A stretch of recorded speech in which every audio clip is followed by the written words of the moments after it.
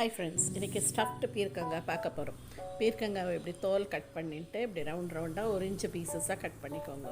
Cut பண்ணிவிட்டு அதுலேருந்து ஒரு ஸ்பூனால் ஸ்கூப் அவுட் பண்ணிடணும். உள்ளே இருக்கிற ஃப்ளெஷ்ஷை எடுத்து பக்கத்தில் அப்படியே வச்சுக்கோங்க. ஓகே, அதுக்கப்புறமா ஒரு வாணலியில் ஒரு நல்ல பெரிய வெங்காயம், ஒரு 8-10 பல்லு பூண்டு, அப்புறமா தேவையான அளவு உப்பு, காரம், மஞ்சத்தூள். நான் கொஞ்சம் ரெகுலர் காரம், கொஞ்சம் காஷ்மீரி சில்லி பவுடர் இருக்குன்னா கலருக்காக ஆகட்டு. ஓகே, இதை நல்லா வதக்கிக்கோங்க.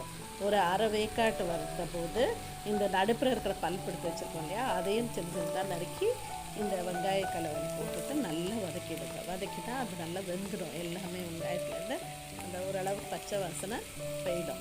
இப்போ இதெல்லாம் வதக்கி எடுத்துட்டு எல்லாத்தையுமே ஒரு தக்காளி, ஒரு மீடியம் சைஸ் தக்காளியோட மிக்ஸி ஜாரில் போட்டு நல்லா அரைச்சிக்கணும். ரொம்ப ஓகே, இது நல்லா அரைச்சிட்டு இந்த விழுதை இந்த கட் பண்ணி ரவுண்டாக வச்சுருக்கோம் இல்லையா பீர்க்கங்காய், இந்த பீர்க்கங்காயில் ஒரு ஸ்பூனால் ஸ்டஃப் பண்ணி வச்சுக்கணும்.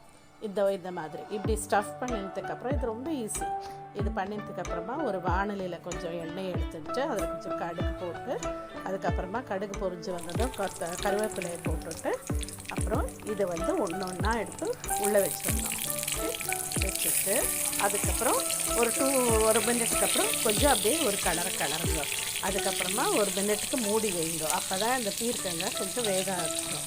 ஸோ இந்த அரை வேக்காட்டு வந்ததும் இந்த பீர்க்கங்காவை அந்த மூடியை எடுத்துகிட்டு நீங்கள் என்ன பண்ணுங்கன்னா, அரைச்சி வச்சுருக்க விழுது கொஞ்சம் இருக்கும், அந்த விழுதையும் அதில் கொட்டிடுங்க. கொட்டிட்டு நல்லா கலந்துட்டு திருப்பியும் மூடி ஒரு மினிட் வைங்க. அப்படியே ஒரு 3 மினிட்ஸ் குக் பண்ணோம். மூடி எடுத்து கிளறி 3 to 4 மினிட்ஸில் காய் ரெடி ஆகிடும். ஓகே, நீங்கள் ரொம்ப இப்படி வாட்டரியாக வேணும்னா இப்படி கூட வச்சுக்கலாம். இல்லை கொஞ்சம் திக்காக இருக்கணும். இது சப்பாத்திக்கு, தோசைக்கு எல்லாத்துக்கும் நல்லாயிருக்கும்.